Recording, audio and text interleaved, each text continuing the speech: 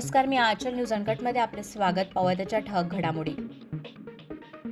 जरांगेंनी संयम ठेवावा. आझाद मैदानावरील उपोषणाच्या घोषणेवरून सीएम शिंदेंचे आव्हान.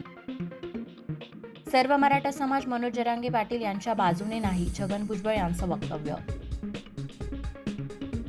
सुनील केदार मायग्रेनमुळे ऑक्सिजनवर, रुग्णालयातील मुक्काम वाढण्याची शक्यता.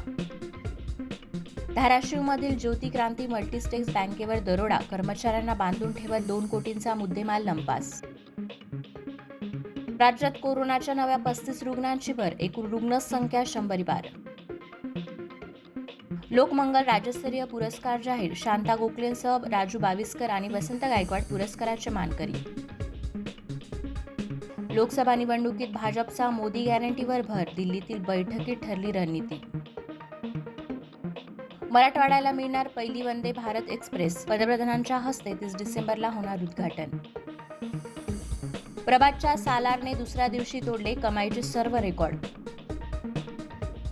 आणि नवी मुंबईत सोमवारपासून रंगणार आंतरराष्ट्रीय महिला टेनिस चॅम्पियनशिप, 17 देशातील 61 खेळाडू होणार सहभागी. धन्यवाद.